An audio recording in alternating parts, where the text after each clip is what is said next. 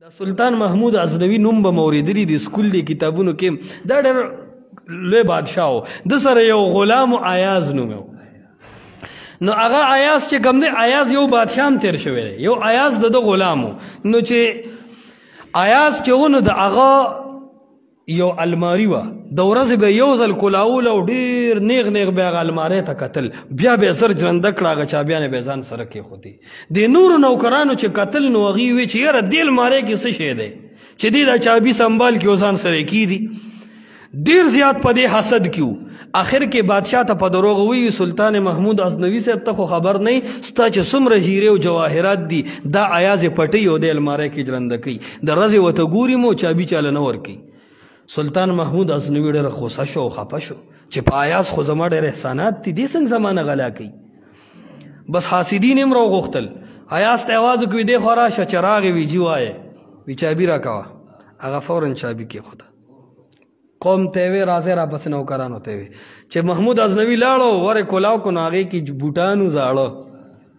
کمیسو او پرتوګو او څادرو چې ویې کتل ایاز ته روزانه دا کولاوې او ته وی او جی وای دې ته ته ګورې وي او وي د دې دپاره تا دا چابي محفوظ کړی ده وي او ټول حاسدین داسې شرمنده شو چې دې کې خو ورته وایي ایازه کمال څه دی چې دا رجرنده کړي دي وایي جي کمال دا دی چې په دې ماته خپله ماضي یادېږي تېره زمانه یادېږي زه چې کله نوکر وم او ستا ځای ته رالم نو زما دا زاړه بوټانو زه چې کله تاله راتلم زما دا زړې جامې وې زه چې تا راتلم زما دا زوړ څادرو نو بادشاه اوس د دنیا نعمتونه دي ما کې چې غرور راشي زه زر ورکولاو کړم چې ته خو دغه سړی وې که نه بادشاه وی یو طرف ته سونه کې او بل طرف ته ایاز کې او سونې سره یې وتلی دا خو دومره د کار سړی دی چې زما احسانات یاد ساتي دی به د رب څومره وفاداري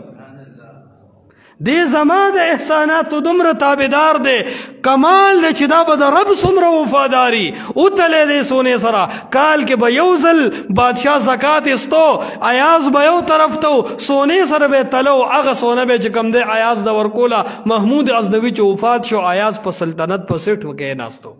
حاسدین الله وشرمول نو ای حسد کوونکي تا ته څه میلاویږي چې ته د رور خپې وې اے حسد کوونکی تا ته څه میلاویږي چې ته د ګاونډي خپې وې ته د رشته دار خپې وې د الله نه رضا شه او چا باندې چې الله رب العالمین انعام کړی دی الله رب العالمین پې مینه کړې ده پکار دا دی چې په هغې ته خوشحاله شو دا خیال ونه کې چې مونږ یې ټارګټ کړي